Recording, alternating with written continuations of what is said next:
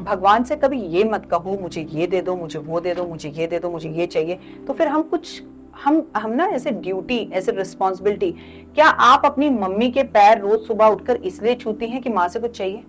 या एक माँ अपने बच्चे को दूध इसलिए पिलाती है कि पी ले दूध भाई, तू बड़ा होकर मेरी सेवा करना।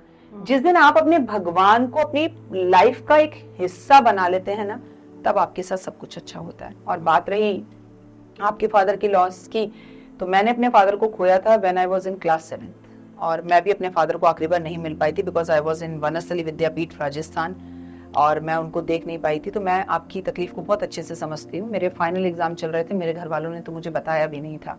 सो ये लॉस आपके या मेरे हाथ में नहीं होता। मृत्यु और जन्म ईश्वर के हाथ में होता है। लेकिन हाँ, इंसान टूट जाता है, बिखर जाता है। वही इंसान टूटता है या बिखरता है बेटा, जो भगवान की पूजा, आराधना, अर्चना आप भगवान से एक्सपेक्टेशन करके करते हो। यहाँ तो इंसानों से एक्सपेक्टेशन पूरी नहीं होती। जिस लक्ष्मी और गणेश को हम पूरे भाव के साथ, श्रद्धा के साथ कि इस साल तो मेरा कोई बड़ा काम होगा, दिवाली पे लाकर हम अपने घर में रखते हैं, उसी लक्ष्मी और गणेश को अगली दिवाली पे लोग सड़कों और पेड़ों के नीचे छोड़कर आ जाते हैं। Just in 1 year is it, वो भाव खत्म हो जाते हैं। लोग ये भी नहीं सोचते पानी का टब भरें, उसमें इसे गला दें, इस मिट्टी को अपने घर में ही रख लें, ये माँ जाएगी तो मुझे दुख होगा, मुझे तकलीफ होगी।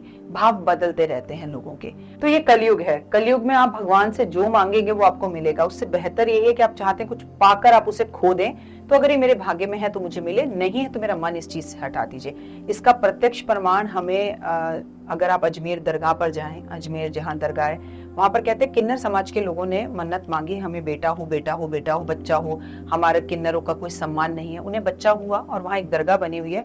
उन सारे किन्नरों ने उस बच्चे को चूम चूम कर इतना चूमा कि वो सांसें नहीं ले पाया और वो मर गया। तो आपने जैसा कहा, भगवान से वही मांगो जो अपने भाग्य में है, अन्यथा वो मत मांगो जो नहीं है। और कलयुग में आपके माता पिता हो, मेरे माता पिता हो, सतयुग हो, त्रेता युग हो, इस धरती पे तो राम ने जन्म लिया तो उन्हें जाना पड़ा, कृष्ण ने जन्म लिया तो उन्हें जाना पड़ा। यही एक जिंदगी की रीत है कि जो आता है वो जाता जरूर है। अब उसके आने और जाने पर हम तो जिंदगी में कभी भी, सच बोलो, उस दिन नवरात्रे नहीं होते और वो कोई भी XYZ डे होता और आपके फादर हॉस्पिटल में एडमिट होते, तो भी आप तो यही कहते ना कि पापा कभी ना जाएं। तो वो कभी ना जाए तो कभी भी नहीं हो सकता। मेरे फादर भी गए, आपके फादर भी गए, हम भी किसी के माता पिता हैं, हम भी आगे जाएंगे। तो इसी एक चीज पर इंसान का वो एक जो पकड़ है वो नहीं है, क्योंकि मृत्यु ही एक अटल सत्य है, बाकी सब झूठ।